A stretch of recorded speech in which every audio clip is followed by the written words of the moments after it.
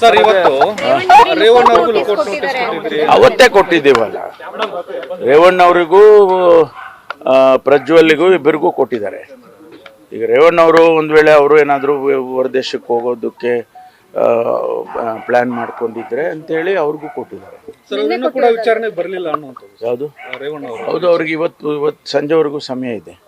Second notice ಕೊಟ್ಟಿದ್ದಾರಲ್ಲ, ಅದಕ್ಕೆ ಇವತ್ತು ಸಂಜೆವರೆಗೂ ಸಮಯ ಇದೆ. ಇನ್ ದಿ ಮೀನ್ ಟೈಮ್ ಅವರು ಮೈಸೂರಿಂದು ಕಿಡ್ನಾಪ್ ಕೇಸ್ನಲ್ಲಿ ಅವರು ಬೇಲಿಗೇನೋ ಅಪ್ಲೈ ಮಾಡ್ಕೊಂಡಿದ್ದಾರೆ ಅಂತ ಕಾಣಿಸುತ್ತೆ. ಅಲ್ಲ, ಕಿಡ್ನಾಪ್ ಕೇಸಲ್ಲಿ ಕೂಡ ಒಂದು ಬಂಧನ ಆಗಿದೆ ಸರ್. ಅವರು ಆಗ್ತಾ ಇರುತ್ತೆ ರೀ. ಈಗ ಇದೆಲ್ಲವನ್ನು ನಾವು ಡೀಟೇಲ್ಸ್ ಎಲ್ಲ ಹೇಳ್ಕೊಂಡು ಕೂತ್ಕೊಳ್ಳೋಕ್ಕಾಗೋದಿಲ್ಲ. ಬಂಧನಗಳಾಗ್ತಾ ಇರುತ್ತೆ. ಈಗಾಗಲೇ ಲುಕ್ಔಟ್ ನೋಟಿಸ್ಗಳು ಕೊಟ್ಟಿದ್ದಾರೆ. ಆಮೇಲೆ ಬೇರೆ ಬೇರೆ ಡೆವಲಪ್ಮೆಂಟ್ಸ್ ಆಗ್ತಾ ಇರುತ್ತೆ. ಅದನ್ನೆಲ್ಲವನ್ನು ಕೂಡ ನಾವು ಮೀಡಿಯಾಗೆ ಹೇಳಕ್ ಆಗೋದಿಲ್ಲ, ಪಬ್ಲಿಕ್ ಡೊಮೈನಿಗೆ ಬರೋದಿಲ್ಲ ಅವೆಲ್ಲ. KR ನಗರದಲ್ಲಿ ಕೊಟ್ಟಂತ ಕಂಪ್ಲೇಂಟ್ ಅಲ್ಲಿ ಸತೀಶ್ ಬಾಬಣ್ಣ ಅವರು 2ನೇ ಆರೋಪಿ, ಅವ್ರನ್ನ ಅರೆಸ್ಟ್ ಮಾಡಿದ್ದಾರೆ. ರೇವಣ್ಣ 1ನೇ ಆರೋಪಿ ಯಾಕಿದಾಗಿಲ್ಲ ಅಂತಂದು ಅವ್ರಿಗೆ ಅವಕಾಶ ಕೊಟ್ಟಿದ್ದಾರಲ್ಲ, ನೋಟಿಸ್ ಕೊಟ್ಟಿದ್ದಾರೆ. ಟೆಕ್ನಿಕಲ್ ಏನಿಲ್ಲ, ಅವ್ರು 41A ನಲ್ಲಿ ಅಪಿಯರ್ ಆಗ್ಲೇಬೇಕು. ಆಗ್ಲಿಲ್ಲ ಅಂತಂದ್ರೆ 2ನೇ ನೋಟಿಸ್ ಕೊಟ್ಟಿದ್ದಾರೆ. ಅದಕ್ಕೆ 24 hours ಸಮಯ ಇದೆ. ಆ ಸಮಯ ಇವತ್ತಿ ಮುಗಿಯುತ್ತೆ. ಆನಂತರ ಏನ್ ಮಾಡಬೇಕು, ಅವ್ರನ್ನ ಕ್ರಮ ಮಾಡಬೇಕು.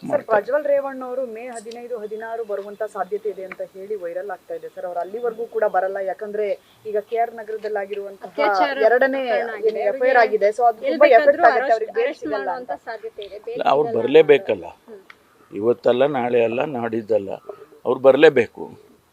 ಬಂದಾಗ ಅವ್ರಿಗೇನು ಪ್ರೊಸೀಜರಲ್ಲಿ ಏನು ಮಾಡಬೇಕು, ಅವ್ರನ್ನ ಅರೆಸ್ಟ್ ಮಾಡೋದು ಮತ್ತೊಂದು ಎಲ್ಲ ಮಾಡ್ತಾರೆ. ಸರ್, ಕುಮಾರಸ್ವಾಮಿ ಅವರು ಆರೋಪ ಮಾಡಿದ್ದಾರೆ 7ನೇ ತಾರೀಕು ಆದ್ಮೇಲೆ ಈ ಕೇಸ್ ಎಲ್ಲಿಗೂ ಹೋಗುತ್ತೆ, ಅದು ಯಾವ ಪರಿಸ್ಥಿತಿ ಮುಟ್ಟುತ್ತೆ ಅನ್ನೋದನ್ನ ನೋಡೋಣ, ಅಲ್ಲಿಯವರೆಗೂ ಮಾತ್ರ ಕಾಂಗ್ರೆಸ್ ಅವ್ರಿಗೆ ಬೇಕು ಈ ಕೇಸ್ ವಿಚಾರ ಅಂತ ಹೇಳಿದ್ರು. ರಾಜಕೀಯ ಮಾಡ್ತಾ ಇದ್ದಾರೆ. ರಾಜಕೀಯ ಯಾರು ಮಾಡ್ತಾರೆ, ಯಾರು ರಾಜಕೀಯ ಮಾಡ್ತಾ ಇಲ್ಲ, ಅದೆಲ್ಲ ಜನ ಗಮನಿಸೋದಿಲ್ವಾ? ಮತದಾರರು ಗಮನಿಸ್ತಾರೆ ಇದನ್ನೆಲ್ಲ. ಆದಮೇಲೆ 7ನೇ ತಾರೀಕು ಆದಮೇಲೆ ಕೂಡ ಏನಾಗುತ್ತೆ ನಾವು ನೋಡೋಣ. ಅವರು ಕಾಯ್ಲಿ. ಹುಬ್ಬಳ್ಳಿಯಲ್ಲಿ ಒಂದು ಲವ್ ಜಿಹಾದ್ ಕೇಸ್ ಆಗಿದೆ ಸರ್, ಫೈರಿಂಗ್ ಆಗಿದೆ. ಯಾರು ಹೇಳಿದ್ರು ನಿಮ್ಗೆ ಲವ್ ಜಿಹಾದ್ ಅಂತ? ಅಲ್ಲ, ಅದು ಹಂಗೆ ಆರೋಪ ಅಲ್ಲ, ನೀವೇ ಹೇಳ್ಬಿಟ್ರಲ್ರಿ. ಅಂತ ಕ್ಲಾರಿಫಿಕೇಶನ್ ಅಲ್ಲ, ನೀವೇ ಹೇಳಿದ್ರೆ ಲವ್ ಜಿಹಾದ್ ಆಗಿದೆ ಅಂತ ನಮಗೆ ಪ್ರೂಫ್ ಇದೆ ನಿಮಗೆ? ನಾವು ಅದೆಲ್ಲ ಆಗುತ್ತೆ. ಬಟ್ ಹೇಳ್ಬೇಕಾದ್ರೆ ನೀವು ಕೂಡ ಸ್ವಲ್ಪ ತಿಳ್ಕೊಂಡೇ ಹೇಳಿ ಅಲ್ಲ. ಆ ಥರ ಏನು ಆಗಲಿಲ್ಲ. ಅವರು ಈಗಾಗಲೇ ಅವ್ರನ್ನ ಅರೆಸ್ಟ್ ಮಾಡಿ ಎಲ್ಲ ಮಾಡಿದ್ದಾರೆ. ಪ್ರೊಸೀಜರ್ ನಡೀತಾ ಇದೆ, ಅದಕ್ಕೆ ಸಂಬಂಧಪಟ್ಟ ಇನ್ವೆಸ್ಟಿಗೇಷನ್ ನಡೀತಾ ಇದೆ. ನಾವು ಕನ್ಕ್ಲೂಡ್ ಮಾಡೋದು ಬೇಡ ಅಂತ. ರಾಹುಲ್